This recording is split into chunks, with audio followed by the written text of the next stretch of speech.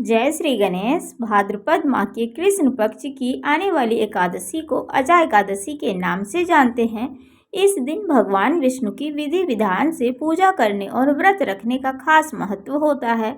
ऐसा करने से मनुष्य के जीवन की समस्त दुखों से छुटकारा मिलती है और बेहद ही पुण्य फल की प्राप्ति होती है। तो दोस्तों, आप सभी को आज सुनाते हैं अजा एकादशी व्रत की कथा। राधे राधे दोस्तों, कैसे हैं आप सभी? उम्मीद करते हैं आप सभी एकदम बढ़िया होंगे, खुश होंगे। विष्णु भगवान की कृपा आप सभी के ऊपर हमेशा बनी रहे दोस्तों। तो चलिए एकादशी व्रत की कथा को सुनते हैं। और हाँ दोस्तों, अगर कथा पसंद आए तो वीडियो को लाइक आप सभी जरूर कर दीजिएगा। अजा एकादशी व्रत के महत्व। अर्जुन ने कहा, हे पुंडरीकाक्ष, मैंने श्रावण शुक्ल एकादशी अर्थात पुत्रदा एकादशी का सविस्तार वर्णन सुना।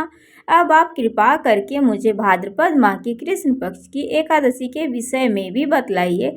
इस एकादशी का नाम क्या है तथा इसके व्रत का क्या विधान है? इसका व्रत करने से किस फल की प्राप्ति होती है?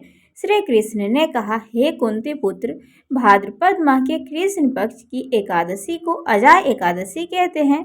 इस एकादशी का व्रत करने से सभी पाप नष्ट हो जाते हैं और इस लोक और परलोक में मदद करने वाली इस एकादशी व्रत के समान संसार में दूसरा कोई व्रत नहीं है। अब तुम ध्यान पूर्वक इस एकादशी का महात्म्य श्रवण करो। पौराणिक काल में भगवान श्री राम के वंश में अयोध्या नगरी में एक चक्रवर्ती राजा हरिश्चंद्र नाम के राजा हुए थे। राजा अपनी सत्यनिष्ठा और ईमानदारी के लिए बहुत ही प्रसिद्ध थे। एक बार सभी देवताओं ने इनकी परीक्षा लेने की योजना बनाई।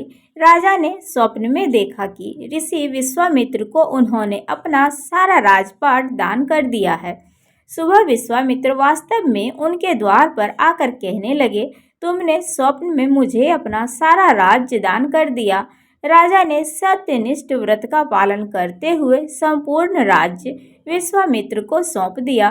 दान के लिए दक्षिणा चुकाने हेतु राजा हरिश्चंद्र को पूर्व जन्म के कर्म फल के कारण पत्नी, बेटा एवं खुद को बेचना पड़ा। हरिश्चंद्र को एक डोम ने खरीद लिया जो शमशान भूमि के लोगों के दाह संस्कार का काम करवाता था। स्वयं वह एक चांडाल का दास बन गया। उसने उस चांडाल के यहाँ कफन लेने का काम किया, किंतु उसने इस आपत्ति के काम में भी सत्य का साथ नहीं छोड़ा। जब इसी प्रकार उसे कई वर्ष बीत गए तो उसे अपने इस नीच कर्म पर बड़ा दुख हुआ और वह इससे मुक्त होने का उपाय खोजने लगा। वह सदैव इसी चिंता में रहने लगा कि मैं क्या करूं, किस प्रकार इस नीच कर्म से मुक्ति पाऊं। एक बार की बात है, वह इसी चिंता में बैठा था कि गौतम ऋषि उसके पास पहुंचे। हरिश्चंद्र ने उन्हें प्रणाम किया और अपनी दुख भरी कथा सुनाने लगे। राजा हरिश्चंद्र की दुख भरी कहानी सुनकर महर्षि गौतम भी अत्यंत दुखी हुए और उन्होंने राजा से कहा, हे राजन, भादो माह के कृष्ण पक्ष की एकादशी का नाम अजा है। तुम उस एकादशी का विधान पूर्वक व्रत करो तथा रात्रि को जागरण करो, इससे तुम्हारे सभी पाप नष्ट हो जाएंगे। महर्षि गौतम इतना कहकर आलोक हो गए। अजा नाम की एकादशी आने पर राजा हरिश्चंद्र ने महर्षि के कहे के अनुसार विधान पूर्वक उपवास तथा रात्रि जागरण किया। इस व्रत के प्रभाव से राजा के सभी पाप नष्ट हो गए। उस समय स्वर्ग में नगाड़े बजने लगे तथा पुष्पों की वर्षा होने लगी। उन्होंने अपने सामने ब्रह्मा, विष्णु, महेश तथा देवेंद्र आदि देवताओं को खड़ा पाया। उन्होंने अपने मृतक पुत्र को जीवित तथा अपनी पत्नी को राजसी वस्त्र तथा आभूषणों से परिपूर्ण देखा। व्रत के प्रभाव से राजा को पुनः अपने राज्य की प्राप्ति हुई। वास्तव में एक ऋषि ने राजा की परीक्षा लेने के लिए यह सब कौतुक किया था, परंतु अजा एकादशी के व्रत के प्रभाव से ऋषि द्वारा रची गई सारी माया समाप्त हो गई और अंत समय में हरिश्चंद्र अपने परिवार सहित स्वर्गलोक को गया। हे राजन, यह सब अजा एकादशी व्रत का प्रभाव था।